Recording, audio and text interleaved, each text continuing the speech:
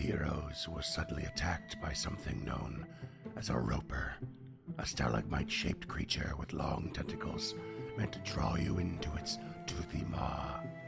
The hungry creature sought a quick meal, but found only quick destruction at the arms of the heroes. And as they did fell the creature, something truly shocking occurred.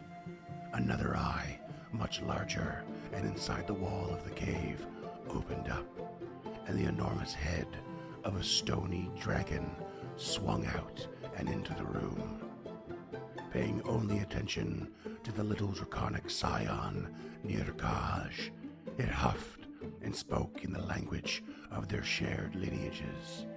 It queried what such a powerful dragon-like creature was doing in these caverns, so deep below the surface. And as Nick explained their goal to defeat Belcora and find a new home for the kobolds of his kind, the rock-laden dragon demanded he bring his people below and to its domain. Quite unsure of its true intentions, Nick gave only a part of the story to his comrades, instead deciding to share it in full only with his own people through their leader, the Adamant. The heroes returned to Otari, where Harold and Ruff went to Rin to ask for another reading of the stars.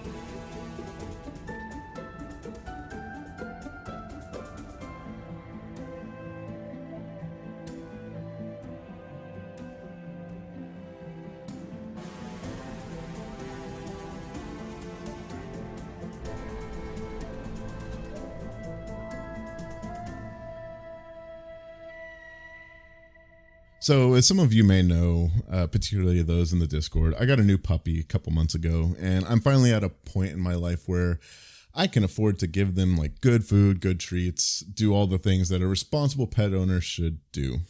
However, there is a thing that I've done with every animal that I've ever called a pet in my life, and that is eat the food that I force them to eat. So, Whoa. Yeah, even kibble. Like, I will at least make myself try it. And if it's like, oh God, no, this tastes like shit, go throw the bag away, get a new one. Like, even if I'm dead broke, like I do the same thing. I refuse to feed my animals anything that I would not feed myself, like in a dire situation. Or if the main ingredient isn't food. Yeah. That being said, I recently got some premium dog feed. Like, it was on sale, it's 50% off. So, but it's made with like, the first ingredient is beef, and then like beef liver, and then carrots and parsnips, and like it's like legitimate whole food ingredients that they kind of like blend up and I guess cook, and it comes in these pouches, and it's called Farmer's Dog. And so I tried some today, and I was like, this legitimately tastes good. Like, it is human grade ingredients. No way. And I was like, the cost of this, like, and I looked at the macros and I was like, I could just eat this. Like, I could just eat this food, and it like has salmon oil and sunflower. Like, it is like absolutely like human grade food. And I would feed myself for like $15 a day. And I was like, that is cheaper than like you can get groceries almost anywhere else. But the question I guess that I have for y'all is like, have y'all ever, like, what's the weirdest thing you've ever put in your mouth? I thought the question was going to be, how are we going to get sponsored by this dog food company so I can eat for free? Actually, you know what? Change the subject. Farmer's Dog, please, if you hear this, feed me. Cam's hungry. I'm hungry as hell. Cam's hungry. Yeah, just so our audience is clear, there's a reason people don't do that, and because it's not human grade food. Typically, yes. Okay, Cam comes from the land of hot dogs. Oh, yeah. I'm not suggesting we eat better food. I'm suggesting it's not FDA approved. Oh, That's all I'm saying. No, like they specifically use like human grade food. Like they point out that other companies use like 4D food that's like disease disabled, that kind of shit. And like it is actually like human grade food. That brand, sure. I'm saying the general it's not FDA. Don't eat approved. dog food regularly. Okay. Like don't do it. Just as a treat. I feel like you're saying eat dog food. Yeah, you heard me right. I'm hearing a lot of eat dog food from Cam. Hey, we've been getting that in pop culture since 1963 with Scooby-Doo. Yep. I did have a milk bone as a kid. I don't remember exactly the circumstances. I do know I had some older brothers that were probably pressuring me into it. And I do remember that it was fucking bad. I definitely I remember eating a dog treat, like a milk bone or something, when I was a kid. Definitely. Oh yeah, I definitely ate milk bone as a kid. Yeah. I've eaten a milk bone. I feel like my memory still has like the taste. Like, it's still yeah. kind of, You know, I could go for one of those milk bones right now. A strange craving.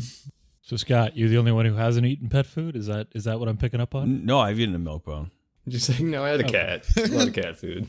I've never eaten cat food. Now, I will tell a story. It is going to make me look like a real asshole. I don't think I've told this story before. Oh boy, go on. But I worked at Safeway, and we would get all the deli food at the end of the shift and have like a little like buffet party in the back with like the leftover chicken wings and mojos and all that type of stuff. And there was another Scott that worked there who I didn't like very much. So I grabbed some of the pepperonis from the dog food section. Boy. And then I put those in the middle, and I'm like, hey, Scott, dude, check out these new fucking pepperonis I got in the deli. And he just started hammering them. God. And then I put the wrapper on the counter, and he threw up. Jesus Christ. that's It was not very chill. So, Scott, whatever your last name is, I'm sorry? Grow up. He would have failed this fortitude save pretty hard. Yeah. Like if you liked them enough that you inhaled them, Yeah, that's why are you throwing it up? Like that seems like a choice to me. Yeah, that seems a bit performative. Yeah, it's not like it's wet cat food where it's actually feels like vomit. psychosomatic, my friends. The mind takes over sometimes. What'd you just call me? I have a weird story. I hadn't thought about this in a very long time, but I don't remember how old I was, maybe 11, 12, 10, I don't know. But I was like, I decided one day I would try to invent a new sandwich, or I would just try new ingredients in a sandwich. And so for like a few days, I was trying different sandwiches with just like whatever was in the fridge. And I Baking distinctly remember making like a sliced ham, Miracle Whip and jam sandwich on white bread. I could actually see that kind of going hard, like the salty, Yeah, the dude. sweet, And the sweet and it was, salty? No, it was not good. The It Miracle Whip is not probably the good. part that kills I it. distinctly Ham is the wrong meat for that. I can tell you that right now. That was when I was like, maybe food pairing's not for me. But I feel like if you angled your fork wrong at like a shitty Thanksgiving dinner, you could end up with a pretty similar combo on your fork. Oh man, this episode comes out right around American Thanksgiving too. That's great. Yeah, enjoy that, Oh you my fucking God. American freaks. Shit. I feel like it's the consistency of Miracle Whip and jam Yeah. somehow that clash is just wrong to me. Yeah, it's more of a textural thing than a flavor thing. The problem with that sandwich isn't the ham; it's the Miracle Whip. Yeah. Yeah, Yeah. no, that was 100%. Yeah, I don't know why I tried it, because I always thought I hated mayonnaise growing up because I thought Miracle Whip was mayonnaise, Wow. and when they discovered actual mayonnaise, I was like, oh my god, oh my god, the world has arrived. I go both ways on that shit. Nah, forget Miracle Whip. Yeah, I don't hate Miracle Whip, but like it does not. It's not a substitute for mayonnaise. I know it's a bit strange. I didn't hate it, but it is an odd one. And Duncan might remember this. We had a mutual boss that loved to pickle things. Loved pickling. And one time he had pickled slices of mango, and it was one of the strangest things I've ever eaten. And I remember just eating it and going, I can't quite decide how I feel about this, because it wasn't gross, but it wasn't like, it just wasn't anything you'd ever tried before, you know. And I was like, this is odd. And you've been pickling your liver ever since. Yeah, basically. Pickling that old mango he's got on top of his shoulders. James, you got a weird flavor combo? I got hundreds, man. I figured. Give me the top one. Yeah, well, okay. When I was a kid, I used to eat tuna and ketchup white bread sandwiches. Oh, hell yeah. So like my dad would take a whole can of tuna and just put it on one piece of bread and then just drench it in ketchup, and that's what he sent me to school with as my lunch. Yeah. Oof. Wait, why is that? Not even a closed face sandwich though? Like a one slicer? It did end up being closed face, but only one side was filled with ketchup. Oh, okay. The open-faced tuna ketchup tartine. An on the go open face sandwich is the worst. Yeah. So thinking back to it, they're just But it's what you awful. knew. Yeah. I also made a tomato and octopus creme brulee Okay. once Ooh, what? for a competition. I called it the Kraken, and it was a tomato sauce and cream, so like a blush sauce, darkened with squid ink, so it was black, and then thickened up with gelatin, and then like really went for the acid umami flavor of the tomato sauce, a little bit of soy sauce, a little bit of Worcestershire, and then I glazed the top with a gastrique of Kraken rum and No way. and sugar, and then I put an octopus tentacle coming Oh, out that's of awesome. the brulee. I was gonna make a joke about was a competition to see if you can make them throw up, but then that actually sounds good. That sounds. No, it was awful. Oh, it was really? absolutely awful. Do not recommend, but I had a lot of fun making it. It was really loosely based off of polipole alla luciana, which is like an Italian fisherman Oh, stew. okay. Okay. But I really fucked up the octopus cook. So the way I could keep it like stiff and curling meant it wasn't edible. Like I Yeah, didn't blanch right, it 3 yeah. times. I blanched it the once. Yeah. So That's wait, at the end of the day, it wasn't food Mhm. per se. It was more of Art an art piece, okay. piece, and I learned my lesson. More of a morally questionable art piece. Yeah, and that's where I learned my lesson that food is food first and art second, and you need to figure that shit out before you can open a restaurant. True. For sure. Especially if you're talking dog food. As the only one here that has actually tasted James's cooking, as far as I know, I can assure all of you that James is an exceptional chef, and has made some unbelievably delicious food that I've eaten. Just Nice. throwing it out there. That's very kind, but I would have to agree. It was my craft for 20 years. So I got pretty fucking good at it. So good, so very good. Yeah, we do constantly talk. It's probably even been brought up on air at some point or other. We constantly talk about the Reuben sandwich that he made back when I Reuben, first met yeah. him. Yeah, and it was Fucking unbelievable. love Rubens. It was it's still to this day the best I've ever had, and I dream of having something similar again. And it's not replicable at all. It's not, yeah. And tell them why. I used to own a fermentation manufacturing company where we made sauerkraut and kombucha and kimchi and stuff like that and sold it to local stores. But we took the kombucha and soured it into vinegar and used that vinegar to make our own mustard.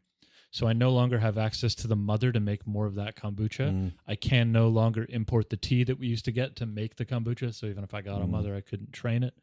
And I don't legally own that mustard recipe anymore. So Speaking of pretty good cooking, I'm going to get a second place lemon bar while we're in Otari. Oh. where's Debbie's shop, Freeman? Where is Debbie's shop? So that the clerk at the counter can point you to the direction of the second place lemon bars. In canon, they only ever sold them at the church bake sale. Oh, no, but Lumpa's gone to Really? get them before. I don't think we ever established who won the Bake Off, did we? It was left with a drum roll. it's still up Yes. in the air. Yes, I mean, we all know who won. Yeah, Debbie. The audience. I once made a good cocktail out of beer and wine and called it Bwine. I just wanted to get that in there before we moved on. So you accidentally reinvented barley wine? Yeah. It was a good blend. I got that. I got that Franzi and that Kurz, and I mixed them together real nice. Like, Him. You Got know what? really lit. And I bet you it was terrible. It was delicious. It was Sauvignon Blanc and a ginger beer with like an actual beer, ginger beer. Phillips. It's way better than like the Littlefoot Cab Sav and Budweiser I thought it was going to be. Not because of who you are, but because of who because you that's are. immediately where my brain goes when I think about mixing beer and wine. That's how it started. Those are the kind of things yeah. those people would drink. That was night 1, and then I decided to perfect it for night 2. Oh Jesus! I could see Guinness and a Barolo doing all right together. Sure. Sure. All right, now let's go find second place even a Bwine. Prosecco and a Radler would be fine.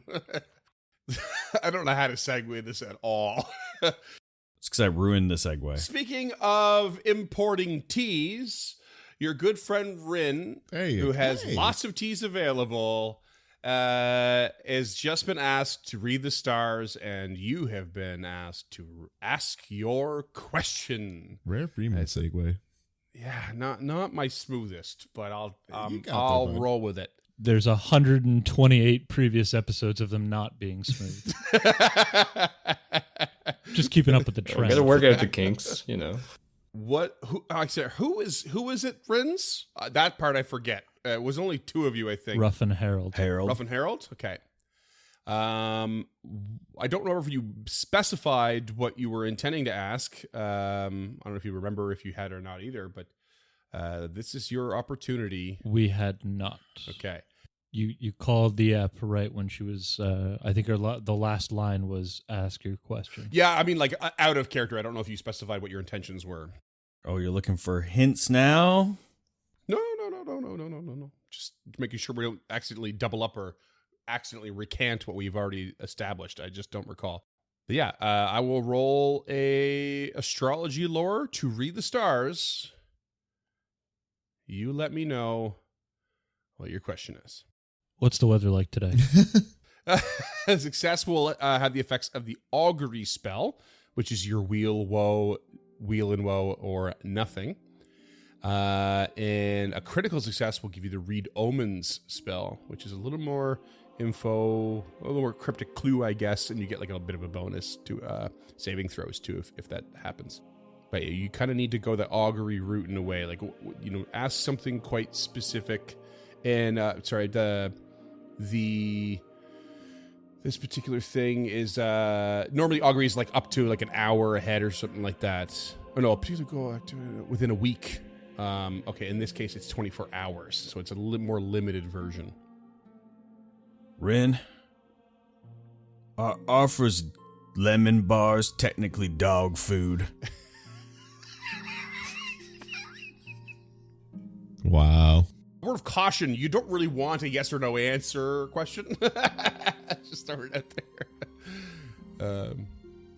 there. Harold sees Rin preparing herself, looks to Raphael, and then back to Rin, and says, "Along our path we met some drow, and Lump seems to have an issue with them. Will it be a weal or a boon if we go?" Those are the same thing. Oh. Weal or a woe if we go with them, with Lump in our company? Ooh. That's a good question. I have rolled a 30, which is a regular success.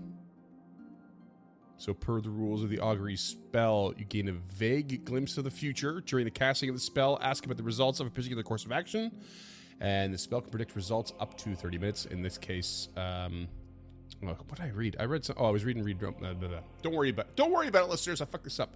30 minutes in the future. In this case, it'll be 24 hours in the future. I have to also roll a flat check to determine whether or not you get absolutely nothing.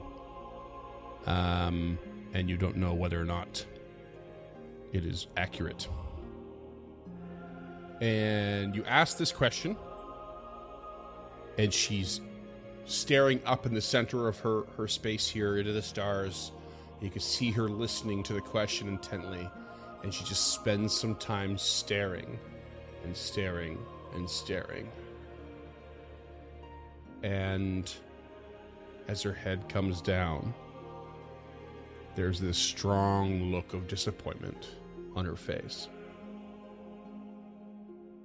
She turns to you, a bit graven, and says,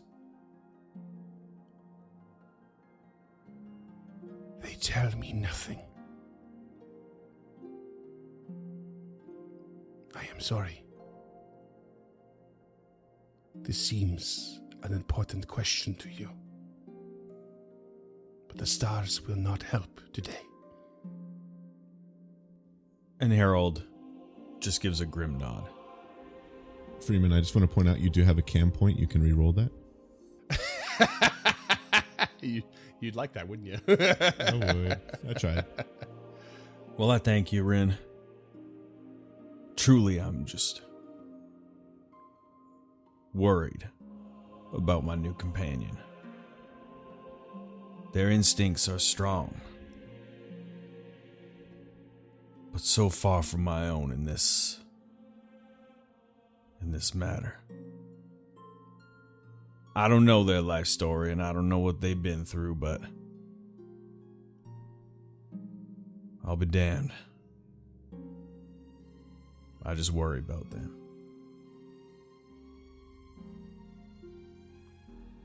It is understandable to be worried, given the circumstances.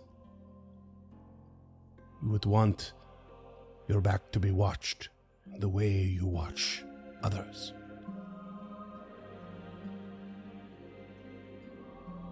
Might I recommend a conversation? If subversion has not helped. Well, I sure will try. I sure will try. It is hard to find those as honest as you, Harold. And perhaps you can recall a time in which you weren't as honest as you are now. Coaxing someone into honesty is a difficult task. But you may be up to said task for the good of us all. I understand. And I ain't a young man no more. Sure, I was headstrong, fighting my way through life. Yeah, sometimes it takes a special person to show you how to grow. I understand that. And Lump does seem like they've had a lot stolen from them. The life they knew. I'll give them some grace. Indeed, it would be good to remember that a lack of honesty is not always rooted in dishonesty. Sometimes it is just fear and pain that holds the expression back and away. You can quote me on that. Very nice. Well, thanks. Harold looks down at Ruff again. Did we tell you we met a dragon? A what? Oh, there was a dragon down there. Didn't see that coming, did ya? Yeah, Nick Cage. He was talking all sorts of shit to this dragon we couldn't hear, but, you know. A dragon in these parts on the Isle of Kortos? That is amazing. Under that there ground. Under the ground? You'd think we would see it flying over the skies. Well, I think we've sufficiently broken character now. Oh, that is incredible, though. It truly was. I've seen some smaller species in my time, but up close, whew, it's like a bad day. A word of caution against such creatures. They are powerful, and the larger they are, often they are more ancient. They can be fickle. It is difficult to understand what their goals may be. Approach with caution. Seems like it goes without saying, of course. Absolutely. I know they can be fickle. Now, I do appreciate you reading the stars for us, Rin, but we best be on our way. My home is always open. Should you need me. And Harold opens the curtain and lets Ruff past. Well, that was helpful. We're like Rin Stinkfinchy. Hey! Whoa, just because you naysayed your dragon avatar. Yeah, get him. Yeah, that's all right. What do you all do? It's according to my calendar, which I hope is accurate. It's late. It's a bit later at night, about 20 after 8 p.m. On the 21st of the month. What's the plan? Do you guys meet back up? Do you rest again? What's the deal? Oh yeah, I think we'd really take the time to fix our sleep schedule. Just really make it this is our year, you know. The sleep schedule easily falls off when you don't see the sun. Yeah, You know, the second for a you're long time. underground, it's like, you know what? Fuck it, we'll go to bed when we're tired. Exactly. Ooh, we cleared 3 rooms. I'm tired. Yeah. Yeah, we all saw The Matrix. They just have a rave underground all night long.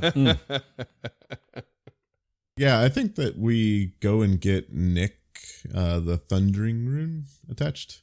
Or was it the Thundering Rune? The one that does sonic damage. Yeah, Thundering. And that's 50 gold. I also think we need to wait another day. Isn't Nick and Harold still drained 1?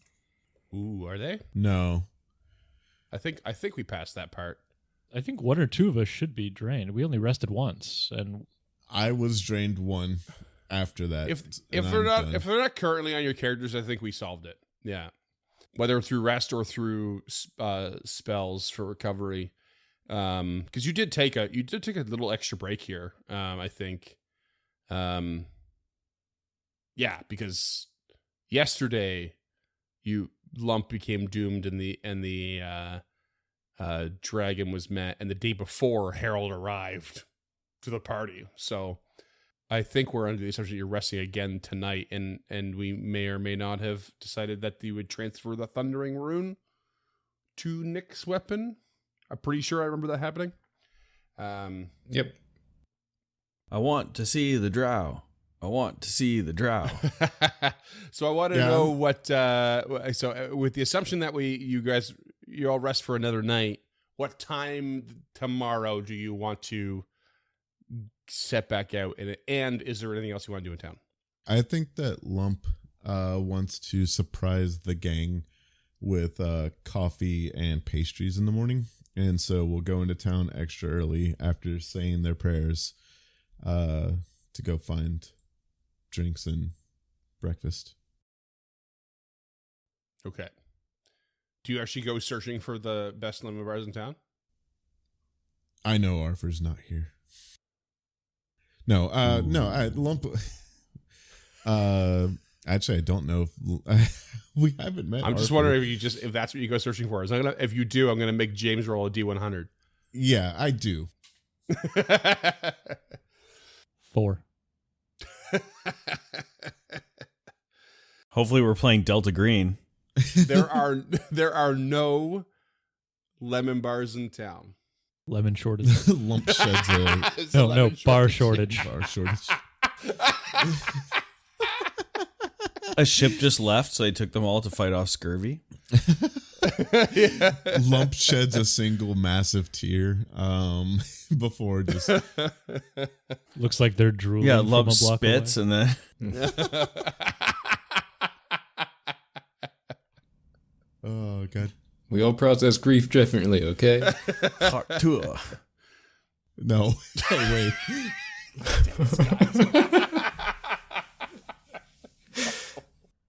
Back to the thing at hand. Coffee and some form of sausage rolls. Fuck it. Find me some sausage rolls. What do I need to roll to find Sausage rolls aplenty. Okay. Oh, it's like a delicacy in town. Every stall has one, even the places that don't make food. They're like, oh yeah, the complimentary exactly. sausage rolls.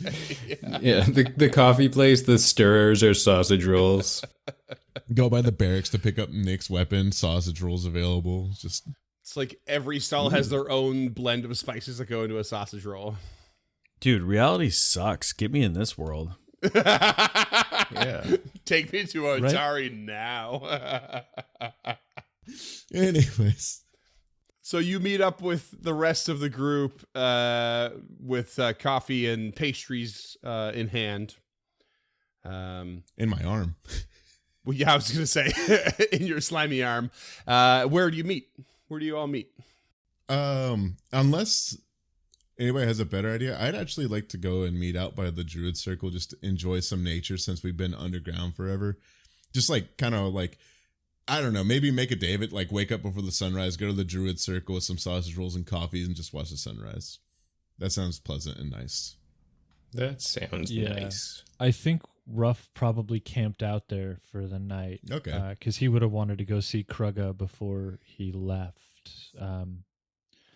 Maybe bring him something. Obviously not a book, but maybe a picture or some crayons or something. Jesus.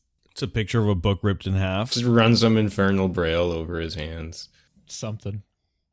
Real quick, just to like kind of set the scene because I think it would be kind of cute. Just like Nick is still passed out, so Lump is carrying him over the shoulder, just out there. I'm a dragon. Yeah, you are, little buddy. Ruff and Krugga just laying on their stomachs coloring next to the stone ring pond. Oh God. What's Harold up to? Is Harold a morning person? Harold is a big morning person because generally, as a hunter, he has to be up very early in the morning and in position. So he's up he has his house in town, but he'll kind of meet everyone there. And he's arrived, but not hanging out in the Druid Circle, just taking it in on his own, kind of set back. And as everyone kind of arrives and he sees Lump carrying Nick over their shoulder, Harold will kind of walk from the tree line to meet them. I like to think you kind of like come out of the mist almost. Like somehow you like saw through it just with the hunter's eyes, like just quietly, like just barely treading just over the soft moss, like just coming out of the mist. All cool like. Yeah. Harold is Strider, but instead of a sword, he's got a cool mirror. And a cleaver. Mm-hmm. And now returning throwing hammer. Ooh. An in-game reason to go to the pond. Because you stole it. Yep. That's right. Might be better if the creature with a feeble mind doesn't have a hammer. Yeah. Yeah, he's on soft tools at this point. Soft tools. Just an arrow shaft without the head. A blunted beanbag on the end. It's a cat toy. It's just feathers on a stick. Oh, Yeah, God. like he's got a mallet, but it's like inflatable. Yeah. Instead of the hand wraps, he's got sock'em boppers. Yeah. Just it's pillow fights. It's him fighting Belcora with pillows all day long. We just gave one of our audience members a wicked 1990s flashback. Right? Remember the purple colored ketchup? Oh yeah, Sure do. I was more of a green The guy. peanut butter and jelly swirl. Okay, so you meet at the Stone Ring Pond. We are wasting so much time today.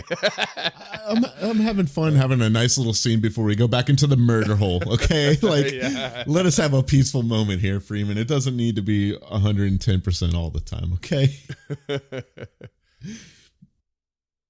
But yeah, Lump will just like pull a like wet cloth out of their arm and produce the coffees and the sausage rolls, not slimed up, and just it's kind of nice to see the sun for once. Yeah, we needed it. This is how Ruff's recharging the die, is splitting that coffee with Krugga and coloring pictures, saying he's recharging the die, so it's canon. Harold looks a little unsettled as he takes the food from Lump's arm, but gets over it fairly quickly. That one has fennel in it. If you don't like fennel, let me know. I enjoy fennel. Sometimes I put it in the sausages I make myself. Here in Otari, we all have our own sausage rolls. I was curious about that. I was walking around and everyone just kept trying to give me sausage rolls. At a certain point, I was like, oh, this would just be greedy to keep taking them. So I didn't, because I'm a realistic human being and not just some caricature. But so wait, what's the weirdest thing you've made a sausage out of? Dire elk. Come here. Dire elk. Oh, wow. That sounds delicious. Yeah, it was a little gamey, but didn't rub me the wrong way too much. I think it's called rutting when they rub on things. Well, Say, few sausages rub you the wrong way. you sons of bitches. Goddamn right. And Lump will just gently set Nick down on the ground.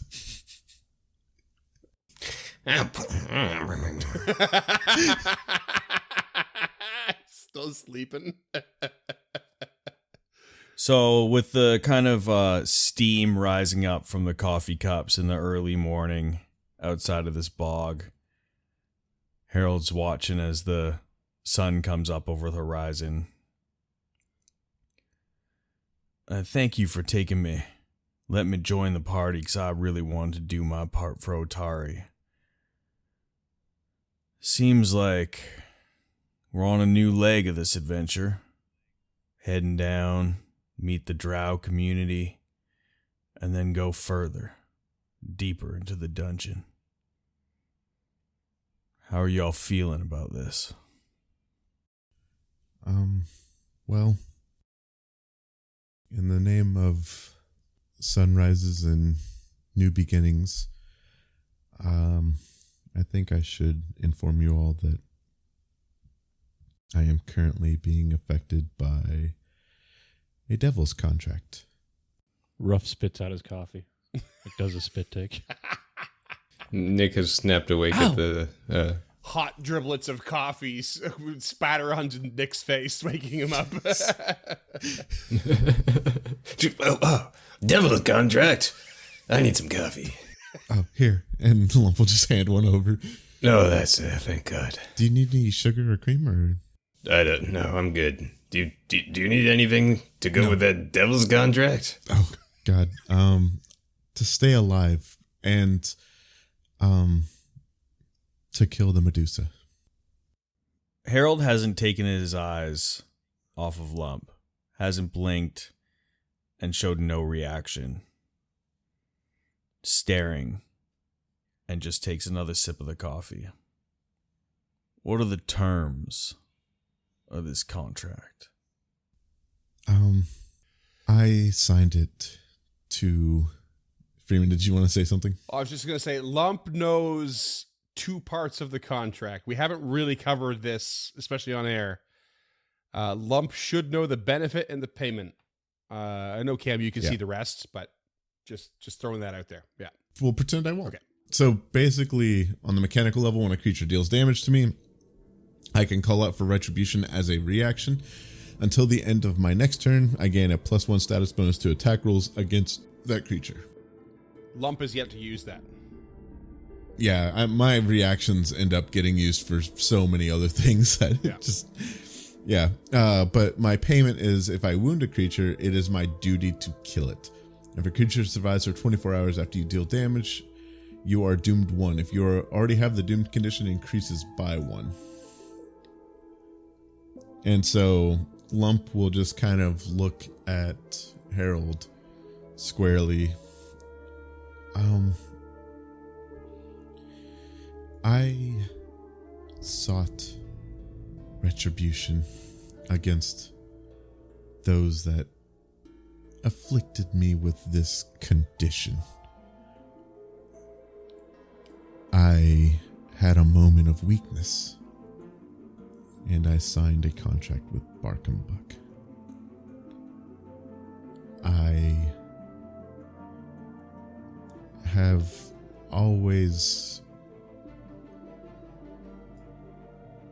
I've always had problems with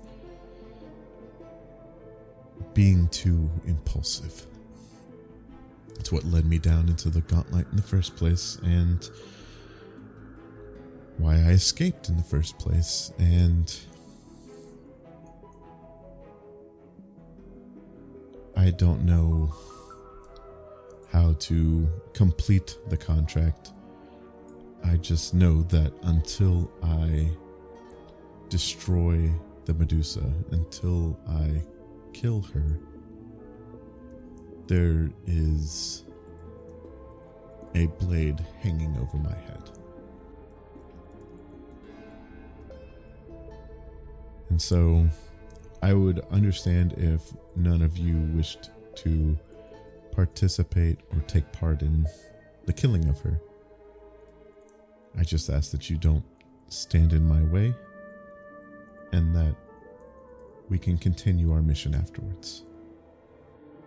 Now, how do you get out of this contract? I am unaware.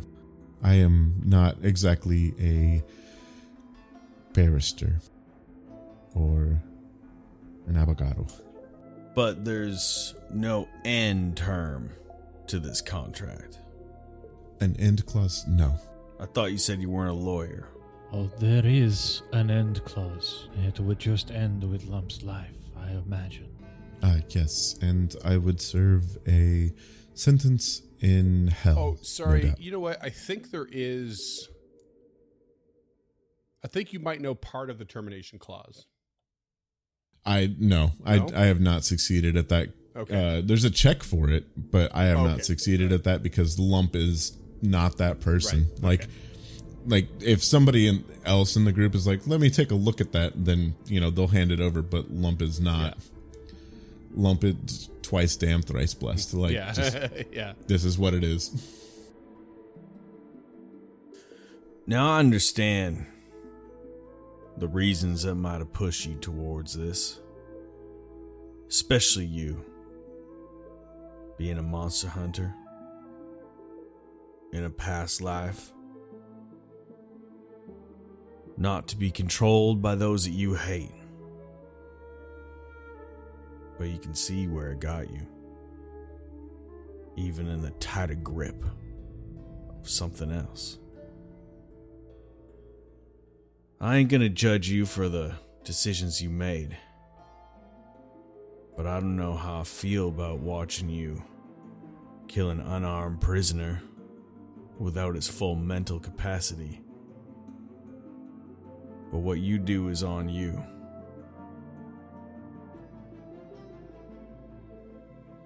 My pantheon calls upon us to sometimes do what we must to continue on. This does not sit well with me as well. And I had opportunity to end her before. I could have exposed myself to the drow, and there's a decent chance that they may have let me do what I needed to do. But I am trying to be better, and I am trying to find a different way. But at the end of the day, I will do what I have to do to see this done. Well, I'll tell you square right now. I don't want no fucking part of it. Lump will nod. And Harold still hasn't taken his eyes off of Lump. Intense eye contact. But Harold has to keep switching eyes to like match the one eye. You can use two eyes to look at one eye, Freeman. I can look at your nose right now with both eyes. How do you stop staring at my nose right now? Self-conscious about my big I German won't do it. nose. No, I'm joking. Oh, yes. And Lump will kind of just like look to Nick, curious what the little kobold's reaction is to all of this. Yeah, he's kind of stone-faced. Kind of stoned. Ooh, kind of stone Yeah. faced. Ooh. Yeah, he was over there getting with the druids and their no doubt stonerish ways, smoking some mad, I don't know. Meth. No, Halfling sweet leaf. Yeah, I thought you were referencing more like the stone dragon part of things, but you know. Just ripping fat doinks. You just make words up, Scott. It's ridiculous. And, I mean, internally, he is really kind of weighing what cold-blooded murder would mean to his newfound reputation and, gratification that he gets from being a hero. So I think he'll just kind of, take the pause and look up at Lump. Well, you're in a hell of a position, but I couldn't stop you from fulfilling your contract. I don't think I can take any part in this act, though. And Lump will just nod and look over at Ruff. Ruff has sat down on like a large stone nearby and is just gently massaging the bridge of his nose. They are correct, Lump. And nor should they have any part of this. Harold, Nick, Otari will need heroes when this is over. It cannot be Lump. And I don't think it can be me either. So if you two can distract the drow, I will assist Lump in this task. Don't like this, and I do not appreciate that you have kept this from us. But I too have my share of secrets and things that I do not fully understand. And I know my purpose here is to end Belcora, and whether I like it or not, in this moment, I believe the best chance of that success is with you at our side, Lump. So reluctantly, I will help you. I know that glory does not have a place near my hands. I am an instrument to be used and discarded when it is no longer useful. So I will take anything and everything that I can to do what I'm meant to do until the last breath. I appreciate your candor. I appreciate your honesty. And I appreciate the sacrifices you are all willing to make. And we appreciate your friendship.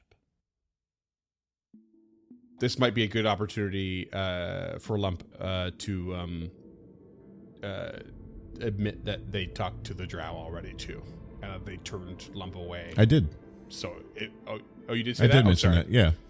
Okay. I said if I exposed myself to the drow, they may have let me do it. If I had been more upfront with what I wanted and why, they may have. And that's why Ruff asked Harold and Nick to distract the guards in so many words.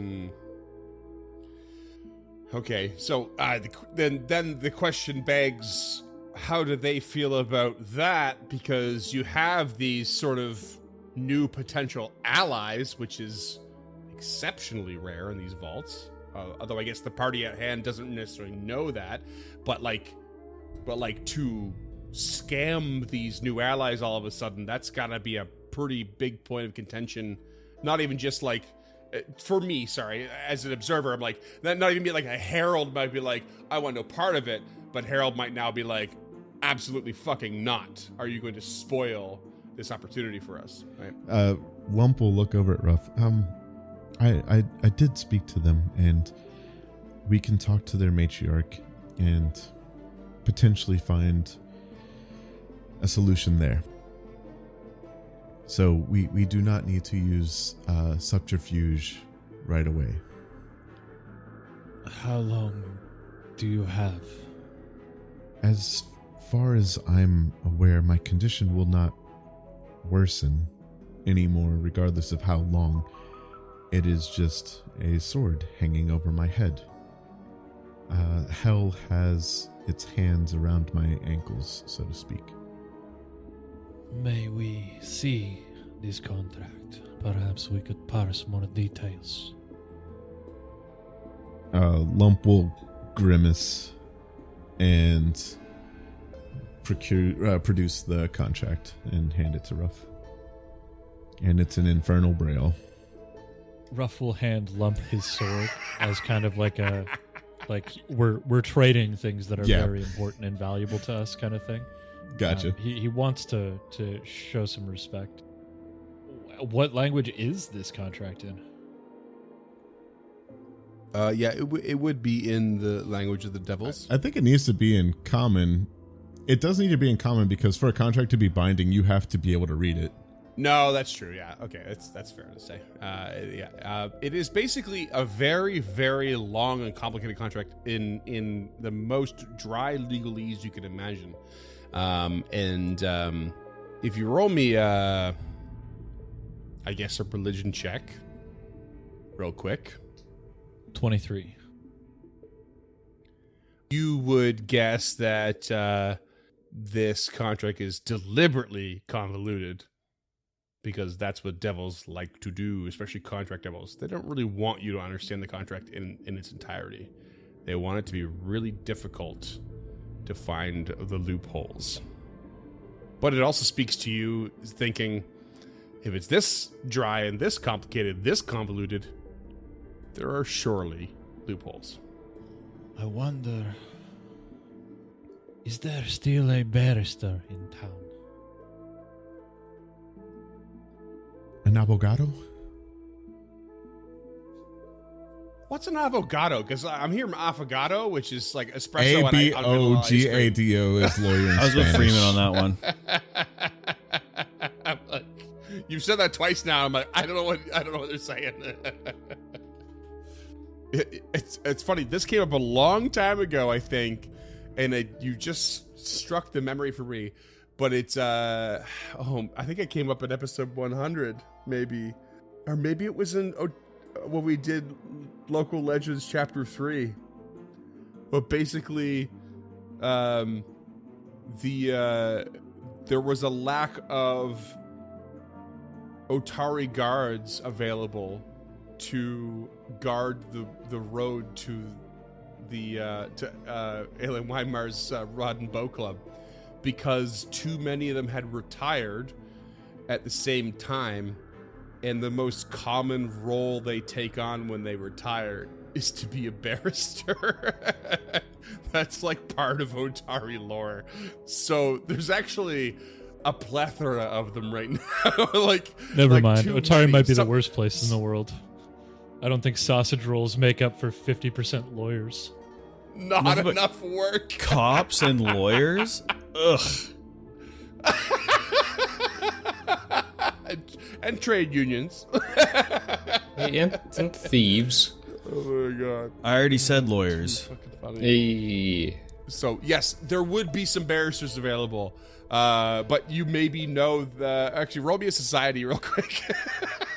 This is silly. 8. 8.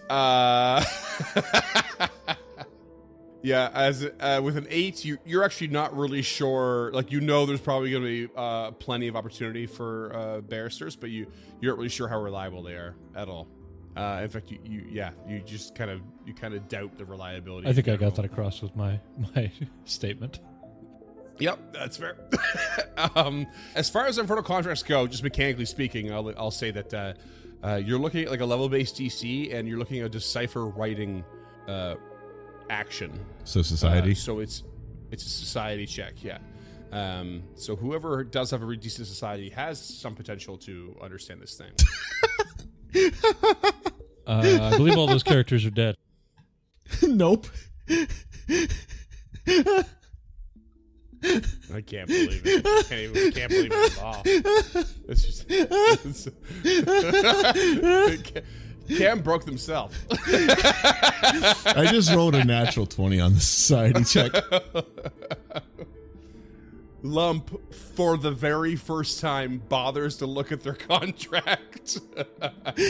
Yeah, I didn't read it. I just signed Also, it. maybe they read it before, And but it just never meant anything. Like they never needed to get out of They it. read it with 2 eyes. Right with 2 eyes. Yeah. Shitballs. A fresh set of eye.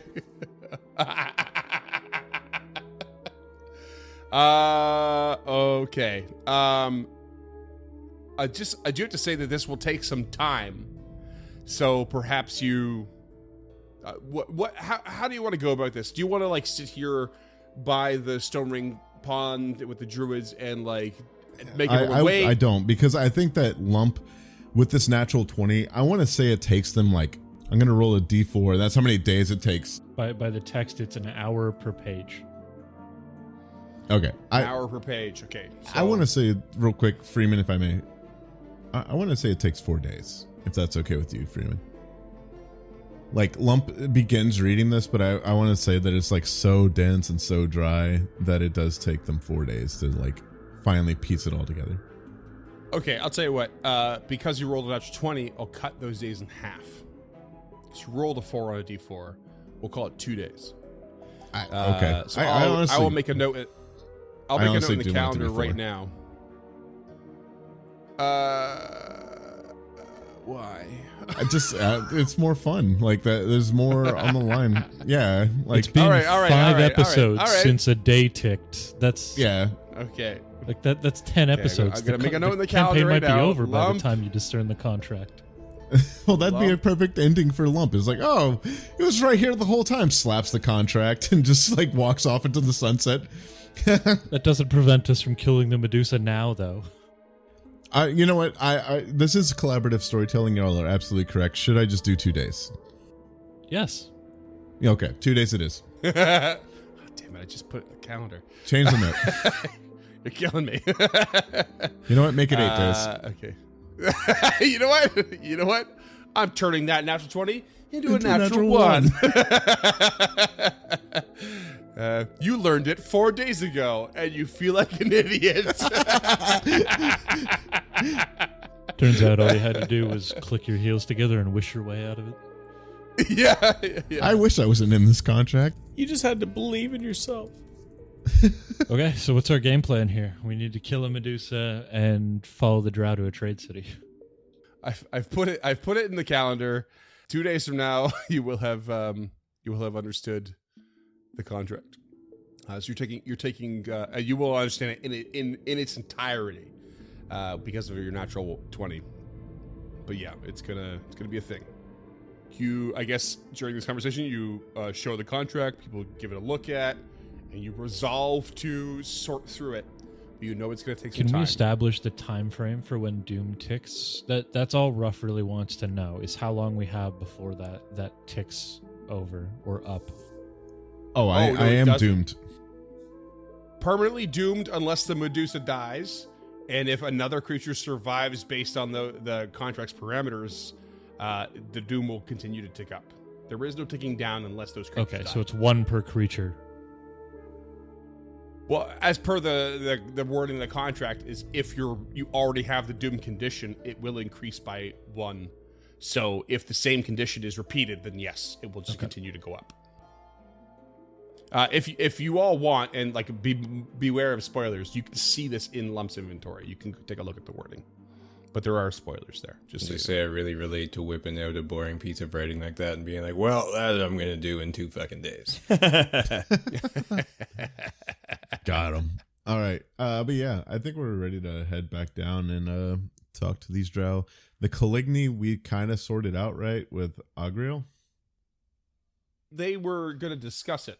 Okay. Did you want to maybe want to go talk to Agriel? Yeah, just be like, hey, you're going to have some new roommates. Is that cool? I just wanted to finish one more thing before we went back into the Abomination Vaults.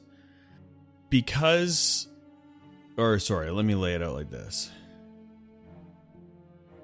This whole situation all had a very meaningful timing, this conversation they just had. Because after they finish the conversation about the contract, about the Medusa, they kind of split off or are going about having their coffees. And it just so happened that the sun would be rising as well. And Harold looks off into the sun because he is a follower of Skode, who is the deity of the hunt, the hunter. She believes in the beauty of the hunt, respecting your prey, finding the finest or the healthiest version of that prey, protecting community, showing bravery, and her symbol is the sun over the horizon.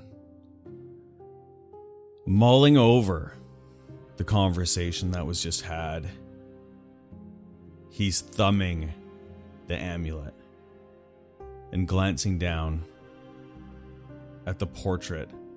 Very, very rough portrait and very worn portrait of a woman. Dropping that back to his waist, he had Zamir and looks deep into this glass-like rock. Black, seeing a blackened reflection of himself. And just mulls over the conversation. Because although the Medusa isn't an animal, it could be prey. He's a monster hunter. And that prey is the weakest prey. With no faculties, with no weapons, held in captivity. And the thought of Lump killing this creature disgusts him to his core. He spits on the ground, thinking about his old partner, the woman on the amulet, and what she would say if he allowed this to happen. And as they all gather, he silently follows them back down to the Abomination Vaults. What Harold doesn't know is during that break, Ruff has finished his coffee, filled the cup up about halfway with water, and begun to rub the nettleweed residue inside the cup. What? What? Oh, all of the hairs on my arms just stood up. Jeez. Oh my god. Hot tip. Continue, James.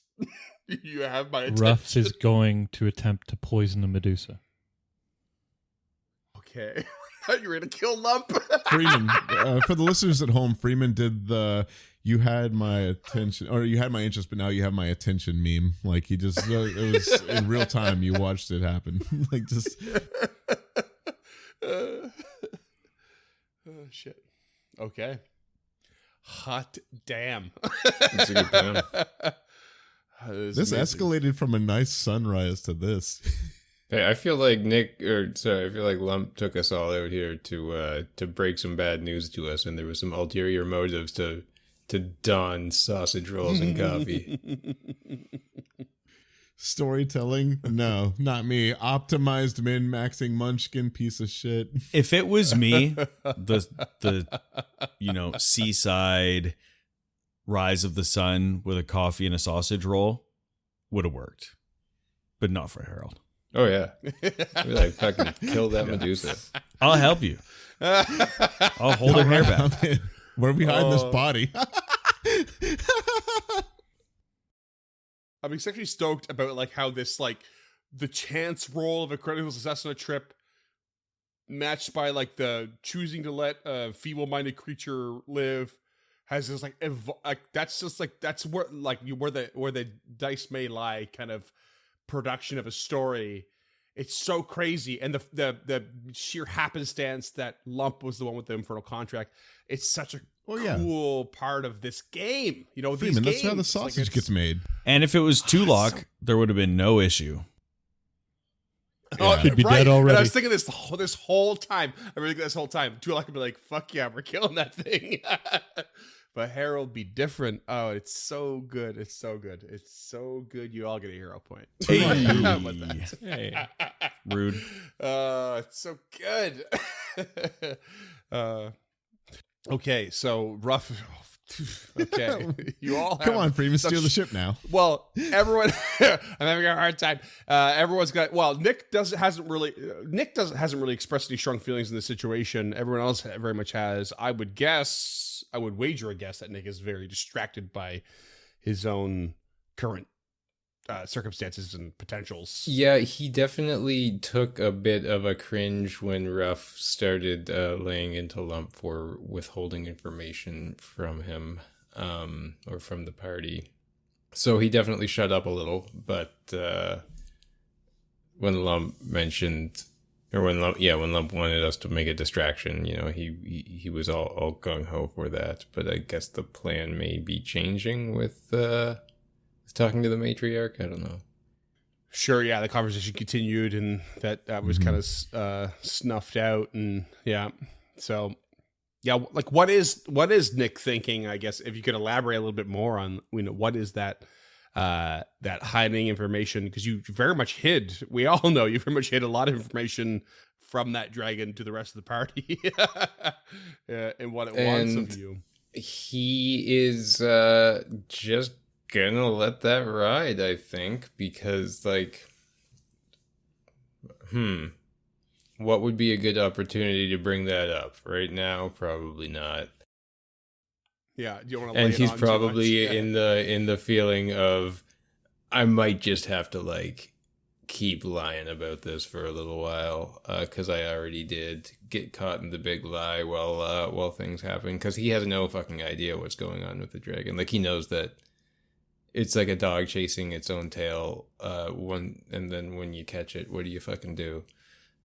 Right. Or like a dog, sorry, bad analogy, dog chasing a car, when you catch it, what do you do? And that's the whole, like, the kobolds found their dragon, and now he's like, okay, so the kobolds will go and do the dragon's bidding and all that shit, but he hadn't really thought that he'd have all this other stuff to contend with at the same time.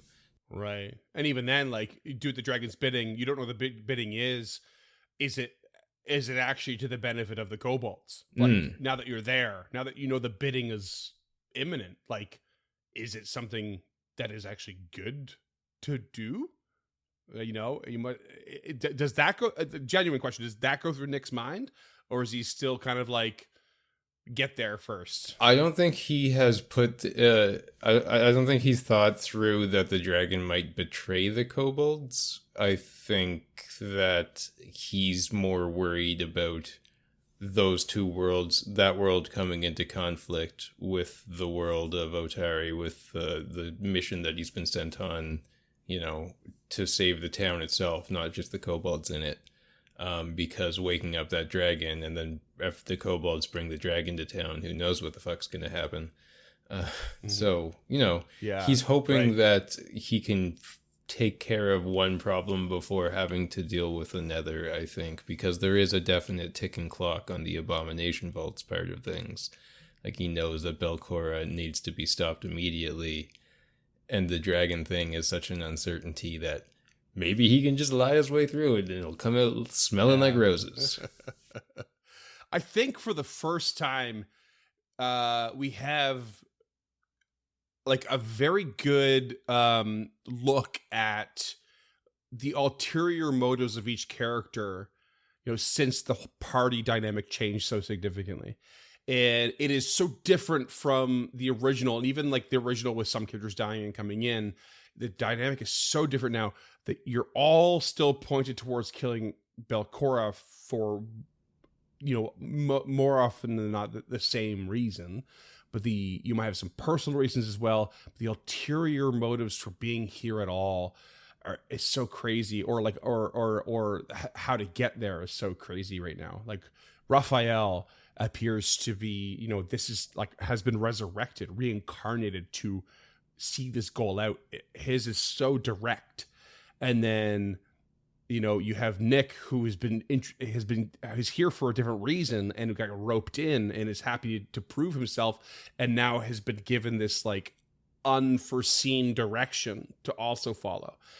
Lump has been, is trying to avoid death, permanent death basically, and maybe now for the first time considering, it's not just about revenge, it's about survival, and it's about getting out of that contract.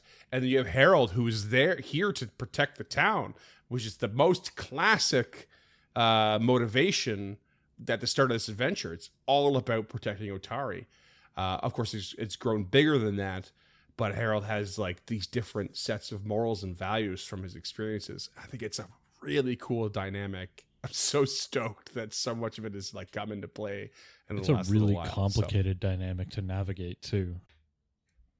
It really is. And I think you all are doing an excellent job of like remembering who is where, what they've expressed. And I'm really excited about how it comes into play. And, and I have things in store to like really rock that boat and wrench those spokes. So I'm pumped. I think this is really, really cool. Level up. Just, rant over. Second hero point. For me. Stay tuned. Everyone's a lead from now on. All right. So cool. Wicked. Okay, so you're going back into the vaults. Let's get back to the game. You're going back into the vaults, and you are going to talk to Augrael? Yeah, right? Just let him know he might have some new roommates coming up. Sure. So you get yourself down into level 2, go to the teleportation circle, use that to zip down into the main quarters of the library. And you... I'm going to activate the scene here. And you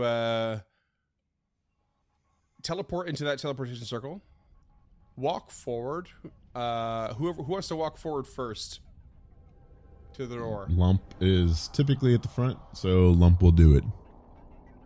Lump, you open the door and find the swirling mass much larger than it's ever been. And as you step forward, like you're open the door and get ready to step in, and you realize, oh shit, that's like, it's almost to the edges of this room, which, reminding the listeners, it's like a room filled with like divans and like tables and couches. This circular room that's at the footprint at the lighthouse, right? That goes deeper. Yeah, it's and deeper like and 30 deeper. feet across. Yeah, and that swirling void energy is like grown quite large, and it's almost to the edges of this room. Like you could probably really like back to the wall, kind of skirt around it. And as you open that door and realize this is happening, you see Augrael kind of like limping into the void energy and like sitting down onto one of the divans, and he looks like he's been battered and is like steps into the area of the void energy to like, recover from its energies because he can. And he's just like, and he like his head snaps up and like sees you've opened the door. What's going on? I had visitors. Who? Creatures from below. They sent a scouting party. Caligny. Oh, They're dead. you killed them. No. Something else came. This big creature, armored. You can see, like, you know, he's a ghoul, so he's not exactly mending. You know, his still body is still like rotten and falling apart, but he's having a hard time getting everything out. The shin bones does snap back into place, basically. Yeah, exactly. Yeah, and yeah. Thanks, James, in the chat. Skin stitching itself back together. Exactly. Just like you. And you could tell he just needs some. He needs some time to, like, you know, because it seems to have been very recent and sudden, or recent enough that you just barely got here. I want to make a bet with you, Freeman. I will bet you a hero point that the thing that fucked them up is a Grave Knight. Could you describe this armored creature for us? It had this sword, and it walked with purpose, and it knew where it was going, and nothing would stop its path. And it went to the library, the secret one, and it knew where to go, and it broke through that wall, and it took what it needed, and it destroyed all but me in its path. And it had a face that I can't forget. It had a face that it should not have had. It had the face of Kraka. And that's what we're gonna call it. The Shit. fuck, Freeman? What? You sick bitch. Q's or G's? Yeah, Q's or G's, real quick. We need clarification. Don't make us wait till next week, you son of a bitch. It's G's. It's gotta be G's. We'll see you next time, listener.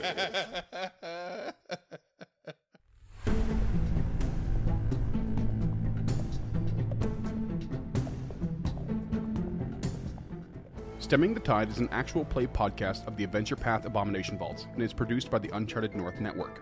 Stemming the Tide uses trademarks and/or copyrights owned by Paizo Inc., used under Paizo's community use policy.